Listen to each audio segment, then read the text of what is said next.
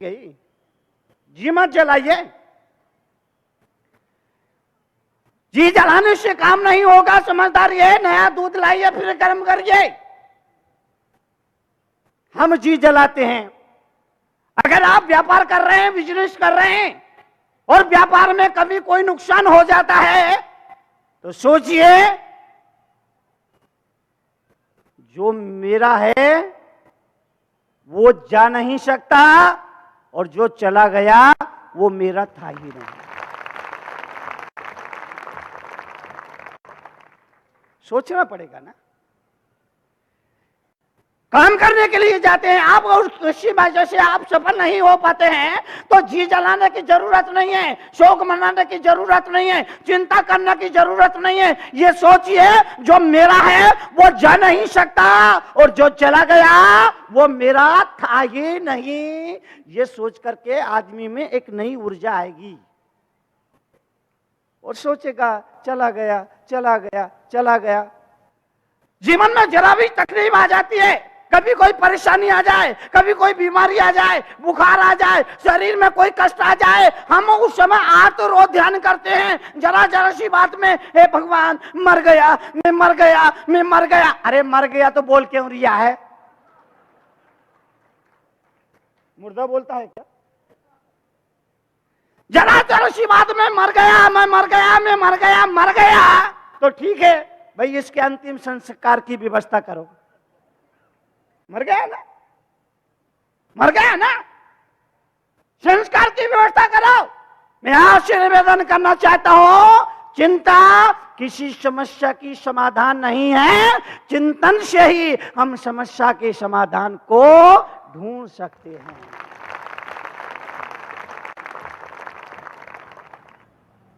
हथौड़े ने ताले की चाबी से कहा, बहन क्या बात है, इस हथौड़े को खोलने के लिए मुझे प्रहार करना पड़ता है, जब जाकर के ये टूटता है, टूटे बगैर ये दरवाजे पे ताला खुलता नहीं है। लेकिन तुम्हारे पास आखिर ऐसा क्या है कि जरा सा प्रयास तुम्हारा होता है और ताला खुल जाता है? हथौड़े ने चाबी से कहा, मुझे प्रहार करना पड़ता है, कई प्रहार करना पड़ते हैं तब जाकर के ये ताला टूटता है खुलता है, लेकिन तुम्हारे पास पता नहीं कौन सी कला है, पलक झपक दे बड़ा से बड़ा ताला खुल जाता है। चाबी ने कहा कि तुम प्रहार करते हो और मैं पहले दिल में स्थान बनाती हूं, पहले मैं दिल में स्थान बनाती हूं और दिल में स्थान बना करके जरा सा यूं घूम जाती हूं तो खुल जाता है। तो किसी के दिल को जीतना है तो उसके दिल में स्थान बनाना जरूरी है।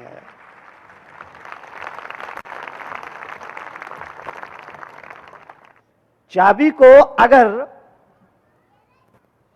दाहिने तरफ से यूं घुमाया जाए तो बंद ताला खुल जाता है, दाहिने तरफ से घुमाओ तो बंद ताला खुल जाता है, उसी चाबी को बाएं तरफ से यूं घुमाओ तो खुला ताला बंद हो जाता है।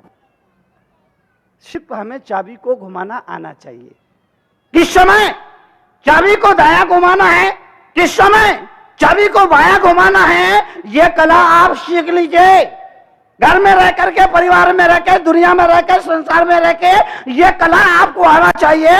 चाबी को किस वक्त दाएं घुमाना है और किस वक्त बाएं घुमाना है, यह विधा सीखना। सत्संग में आकर हम यही विधा सीखते हैं। जीवन में तकलीफ आएंगी, दुख आएंगी, परेशानी आएंगी, आती रहेंगी, ये कभी खत्म नहीं होने वाली है। लेकिन उस तकलीफ चिंताओं में से हम चिंतन का द्वार कौन सा निकाल सकते हैं, ये हमको आना चाहिए, ये विधा जान लेना जरूरी है।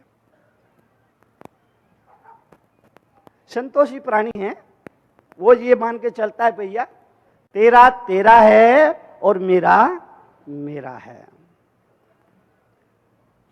जीवन में जब कभी पुण्य का उदय आता है, मिट्टी को भी हाथ लगाओ सोना हो जाता है। पाप का उदय है, सोने को भी हाथ लगाओ वो भी मिट्टी हो जाती है। इसलिए मैं लोगों से अनुरोध करता हूं, पूरे दिन में कम से कम 2 पुण्य जरूर करिए। वो 2 पुण्य कोई भी हो सकते हैं ना, निश्चित नहीं कि यही 2 पुण्य करना है। दिन में सैकड़ों पाप आदमी करता है, सैकड़ों पाप आदमी करता है। इसीलिए मैं लोगों से अनुरोध कर, पूरे दिन में कम से कम 2 पुण्य के काम जरूर करिए। जिस दिन पूरे दिन में 2 पुण्य भी ना कर सको तो रात में नींद नहीं आना चाहिए और सोचना चाहिए आज का दिन तो यूं ही अकारत खत्म हो गया। 1-2 पुण्य भी नहीं कर पाए, पूरे दिन में सैकड़ों पाप करता है। इसलिए मुझे लगता है कि पुण्य सबसे बड़ा सुरक्षा कर्मी है।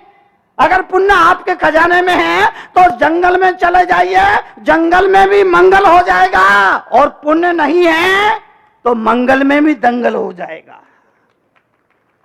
मंगल में भी पुण्य। एक आदमी बड़े शहर में गया, उसके पास कोई जोखिम थी। उसने कहा भैया शहर है, चोर लुटेरे बहुत है, जेब कतरे बहुत है, और मेरे पास जोखिम है।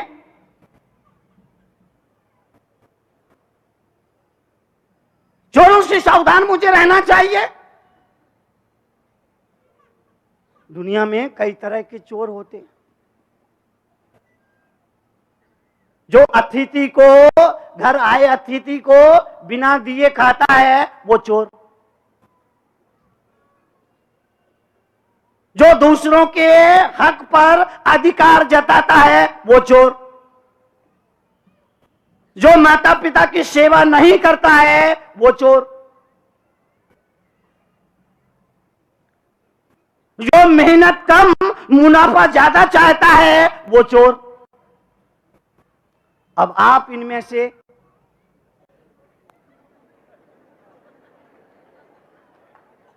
अच्छी बात नहीं बोलता मैं। कई तरह के चोर होते।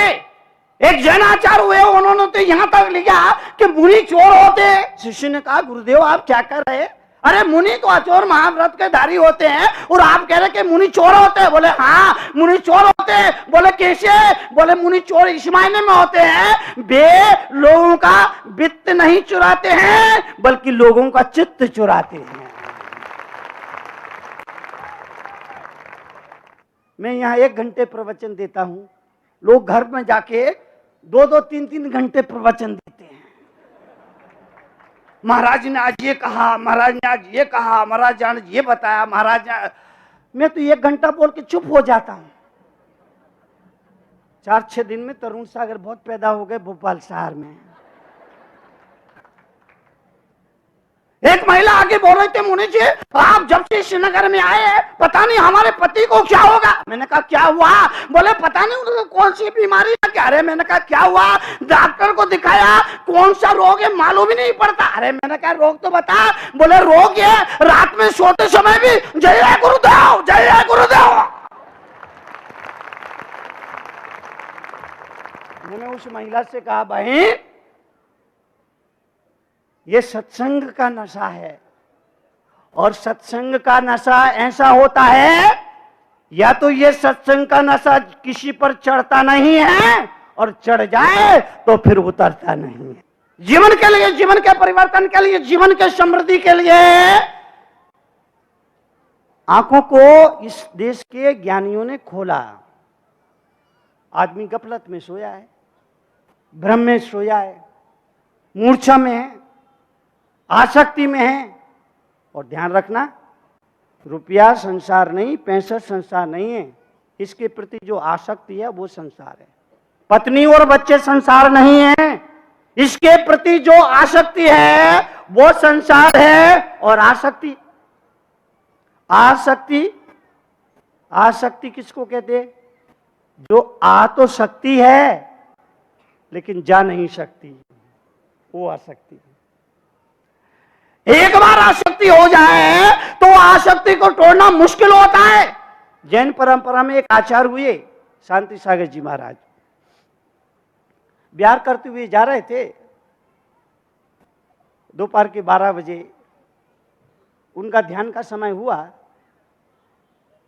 तो गांव जंगल था, वहां गांव तो कोई था नहीं, जंगल में एक घास फूस की कुटिया थी, साधु बाबा रहता था। साधु बाबा से कहा मैं यहाँ कुछ ध्यान कर सकता हूँ क्या? हाँ कोई बात नहीं, ये कुटिया बहुत बढ़िया, आप इसमें ध्यान करिए।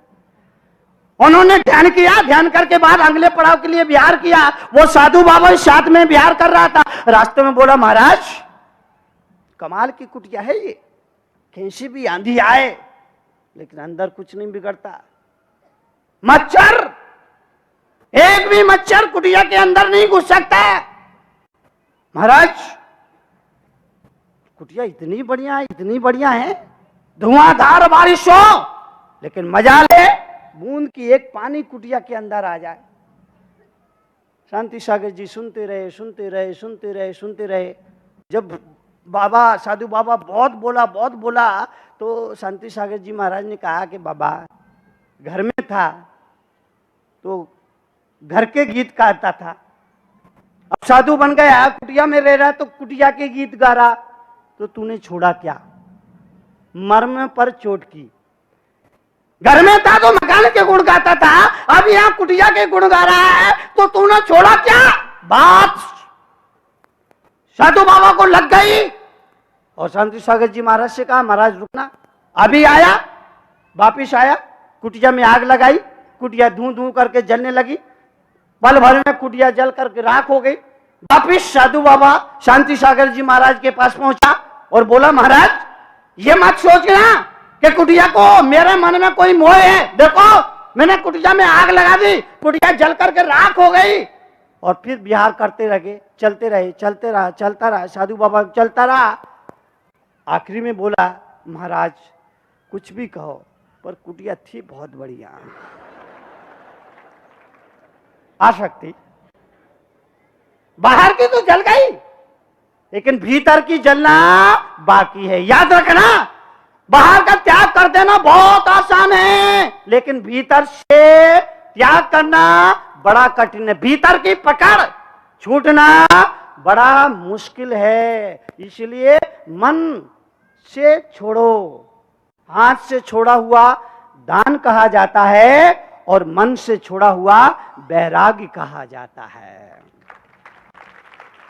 हाथ से छूटे वो दान और मन से छूटे वो वैराग। मन से छूटना जरूरी है, केवल हाथ से छूटे इतना ही पर्याप्त नहीं है, लेकिन हाथ से भी सब लोगों के हाथ से नहीं छूटता, सबके हाथ से नहीं छूटेगा।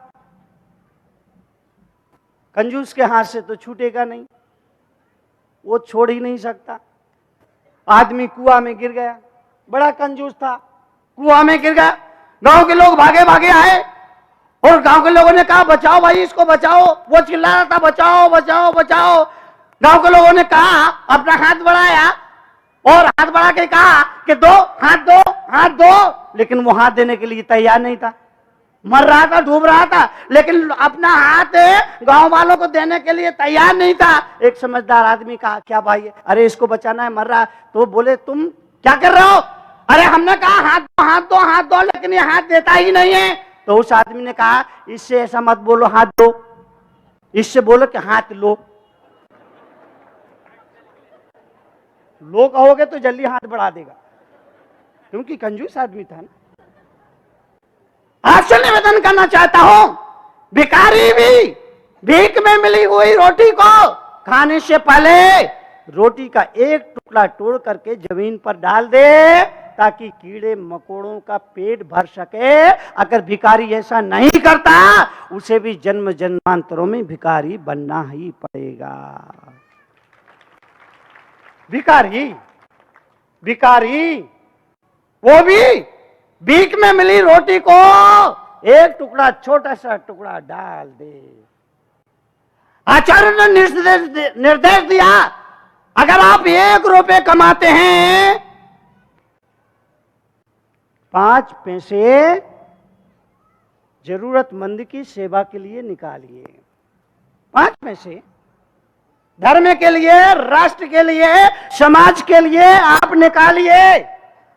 और आप नहीं निकालते हैं तो आप निर्माल्य का खाते हैं। निर्माल्य मतलब जैन दर्शन में कहा गया है, जो चीज आपने भगवान को समर्पित कर दी उसका भक्षण आप नहीं कर सकते, उस पर आपका कोई अधिकार नहीं है। सिर्फ मंदिर का जो माली होता है वही उसका भक्षण करेगा, अधिकार उसका है, आपका नहीं। छोड़ दिया ना, छोड़ दिया। इतना करिए, करना पड़ेगा। इसलिए मैं कहता हूं कि दे जाना ही ले जाने का मार्ग है। दे जाना ही, जो आप अपने होश हवास में दे जाओगे वही आपका अपना होगा। इसलिए मैं लोगों से अपील करता हूं, अपने होश हवास में ऐसा जरूर कुछ कर लेना ताकि मरने के बाद तुम्हारी आत्मा की शांति के लिए किसी और को भगवान से प्रार्थना ना करना पड़े। अपने होश हवास में, अपने होश हवास में ऐसा अपने हाथों से कुछ जरूर कर लेना कि तुम्हारी आत्मा के लिए किसी और को भगवान से प्रार्थना ना करना पड़े।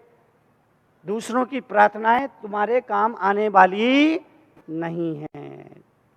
सिर्फ जो आप अपने होश हवास में करेंगे केवल वही आपका अपना होगा, बाकी आपका अपना कुछ भी नहीं। इसीलिए दे जाना ही ले जाने। अभी पिछले कुछ साल पहले देश का एक बहुत बड़ा धनपति मरा, 60,000 करोड़ की दौलत अपने साथ ले गया। नहीं, साथ ले गया इसलिए बोल रहा हूं कि एक जगह मैंने बोला कि 60,000 करोड़ की दौलत छोड़ के गया, तो प्रवचन करके उतरा एक नौजवान, बोला कहां छोड़ के गया। इसीलिए बोल रहा हूं कि ले गया। आपसे निवेदन करना चाहता हूं, जीवन के लिए, जीवन के परिवर्तन के लिए, जीवन की समृद्धि के लिए, जो खा गया वो खो गया, जो दे गया वो ले गया। जो खा गया वो खो गया, जो दे गया वो ले गया, जो गाड़ गया जक मार गया। कभी आपने ख्याल किया? सुअर को देखना है, सुअर में एक आदत होती है, जमीन के अंदर वो गाड़ गाड़ के देखता है, जमीन को कुरेदता है और जमीन के अंदर मुंह डालता है। मैंने सोचा ये ऐसा क्यों करता है भैया, जमीन के अंदर मुंह क्यों डालता है? बाद में मुझे समझ में आया, ये पिछले जन्म में एक बहुत बड़ा सेठ था। पिछले जन्म में एक बहुत बड़ा सेठ था और अपनी सारी दौलत को जमीन में गाड़ के मर गया।